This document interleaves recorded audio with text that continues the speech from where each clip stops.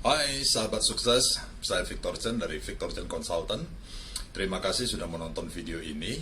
Nah, di video kali ini kita akan membahas dan kita akan berbicara tentang salah satu presupposition dari NLP.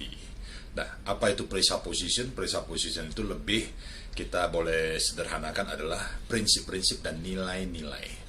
Nah, ketika ditanya NLP itu apa? Nah, NLP adalah Neuro Linguistic Programming kepanjangannya. Nah, berbicara Neuro Linguistic Programming, maka kita boleh maknakan atau kita artikan. Neuro itu sebenarnya adalah bagaimana kita memaknakan sesuatu berdasarkan panca indera kita. Nah, sahabat sukses, kita diberikan 5 panca indera oleh Sang Pencipta.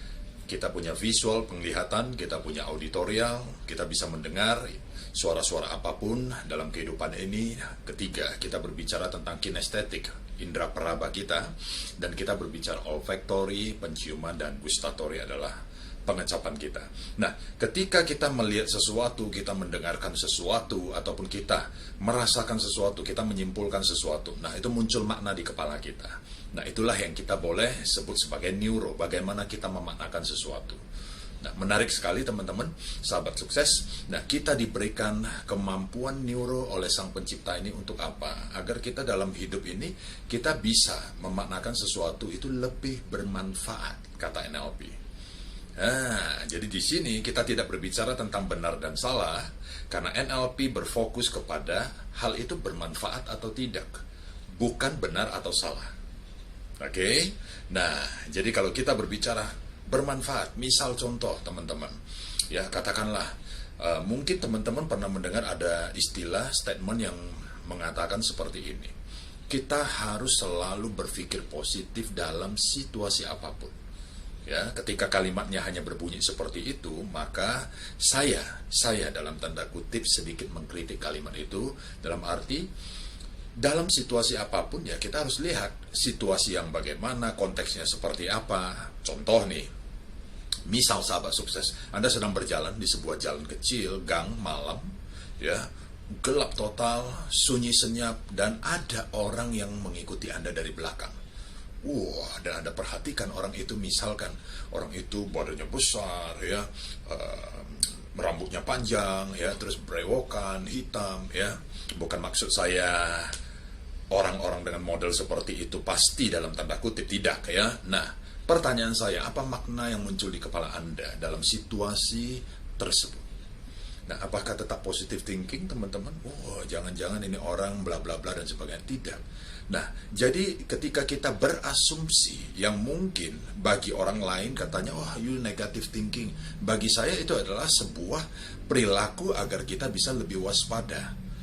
Ya, jadi artinya apa? Oh, jangan-jangan orang ini siapa ya? Saya nggak kenal. Jangan-jangan dia mau nyopet saya, mau rampok saya. Nah, setidaknya kita lebih waspada.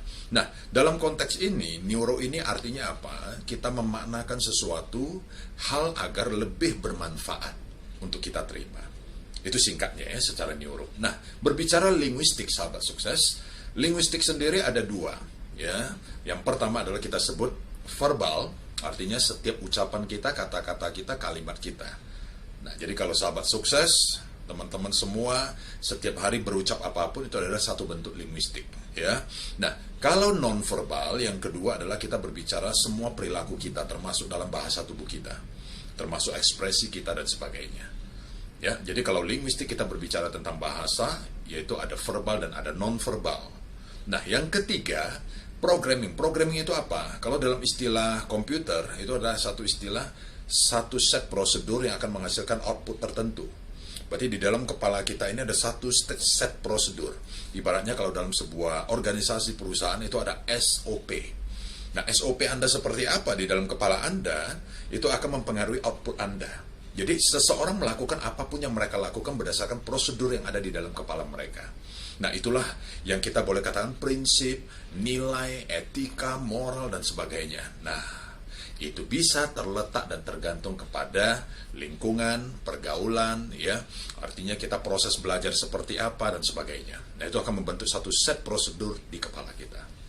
Nah, hari ini sahabat sukses, saya akan berbicara tentang salah satu presupposition NLP yang sangat basic sebenarnya, dan memang bukan hanya masalah basicnya, tetapi ini sangat-sangat penting. Nah, the map is not the territory. Ya, the map is not the territory. Nah, dari kalimatnya saja kita boleh artikan apa? The map. The map itu berarti peta. Ya, peta di dalam kepala kita, peta pikiran kita. Is not the territory. Ya, peta bukanlah wilayah sebenarnya. Oke, peta bukanlah wilayah sebenarnya. Jadi artinya apa yang ada di dalam kepala kita ketika kita menafsirkan sesuatu, kita membayangkan sesuatu, kita membenarkan sesuatu hal atau menyalahkan sesuatu, is not the territory. Itu belum tentu dan bukan wilayah sebenarnya katanya. Maka sekali lagi, NLP tidak berfokus kepada yang namanya kebenaran ataupun kesalahan, sahabat sukses. Tapi NLP lebih berbicara kepada hal tersebut bermanfaat atau tidak. Ketika kita mau melakukan sesuatu, ketika kita mau mengucapkan sesuatu, apakah hal itu bermanfaat untuk kita? Nah, the map is not the territory ini juga sebenarnya adalah, boleh saya katakan sebagai bagian bagaimana kita belajar bertumbuh menjadi pribadi yang lebih bijak. Nah, dari waktu ke waktu kita bisa jadi pribadi yang lebih bijak. Ya, nah kita ambil contoh, the map is not the territory. Ya, peta bukan wilayah sebenarnya. Ketika saya bertanya kepada sahabat sukses misalkan, oke, nah misalkan tentang sesuatu hal, kita katakan, katakanlah sebuah apel misal, ya. Nah, ketika saya bertanya sebuah apel kepada Anda, apakah apel ini besar atau kecil? Maka boleh dikatakan, ya, tidak mungkin. Dan bahkan bisa jadi tidak semua orang akan menjawab ini apel yang besar. Bisa jadi ada apel yang kecil. Atau sebaliknya, ada yang berpendapat apel ini cukup besar ataupun sebaliknya. Nah, artinya apa? Ini bukan berbicara tentang kebenaran apel tersebut besar atau kecil. Tapi makna yang ada di kepala Anda menafsirkan dan memaknakan tentang bentuk apel tersebut ketika Anda lihat, itu besar atau kecil. Nah, kembali lagi, ketika kita memahami NLP, maka kita akan belajar berbicara yang pertama, bagaimana kita memaknakan sesuatu lebih sehat, lebih bermanfaat bagi diri kita dan bagi segala aspek kehidupan kita. Ya, nah kembali kepada the map is not the territory. Biasanya saya selalu ditanya oleh alumni-alumni saya atau peserta audiens saya, teman-teman, sahabat sukses, Pak, ketika the map is not the territory, tidak ada yang namanya benar dan salah menurut NLP. Wah, kita akan kesulitan bukan dalam hidup ini ya mengukur sesuatu. Nah, bagaimana aplikasi daripada the map is not the territory? Oke, saya kasih contoh yang sederhana, sahabat sukses. Kalau Anda perhatikan, misalkan pertandingan sepak bola, ya, pertandingan sepak bola. Katakanlah tim A melawan tim B. Oke? Nah, ketika salah satu pemain dari tim A men-tackle, melakukan pelanggaran kepada salah satu pemain dari tim B, katakanlah wasit langsung menghampiri pemain tersebut dan memberikan kartu merah. Meski diprotes oleh sekumpulan teman-teman daripada tim B, ataupun diprotes oleh coach, manajer, dan sebagainya, pertanyaan yang paling penting adalah, ya, setelah menerima kartu merah, apakah salah satu peserta atau pemain, ya, pemain tim A tersebut, dia tetap harus keluar lapangan? Jawabannya tetap jelas, dia harus keluar lapangan.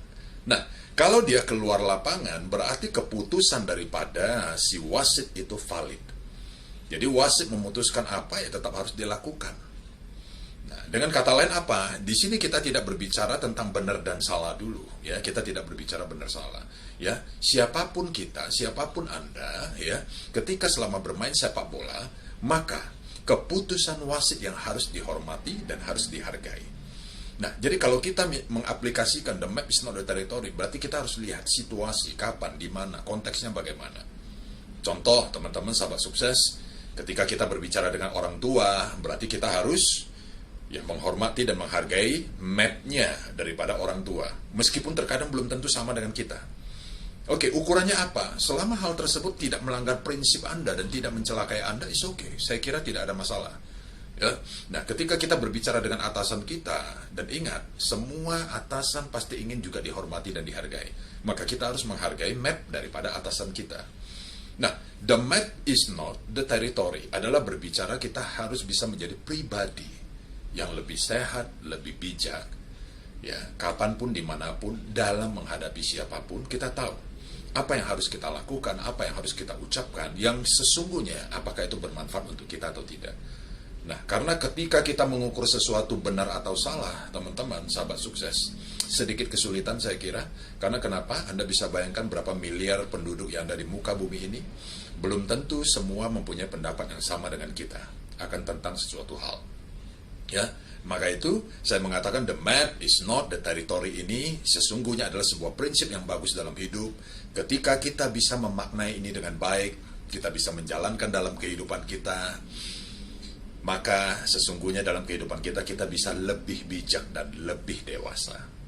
Nah, teman-teman sahabat sukses, ya, terima kasih telah Anda menonton video ini, dan jangan lupa ya teman-teman like, ya, subscribe video ini, karena setiap minggu akan ada konten-konten yang akan saya bagikan kepada Anda yang bersifat wawasan, pengetahuan, insight, ya, ide, solusi, inspirasi, apapun itu bentuknya, ya, yang mungkin akan bermanfaat untuk Anda secara pribadi atau dalam pekerjaan, dalam karir, dalam bisnis, dan dalam kehidupan Anda.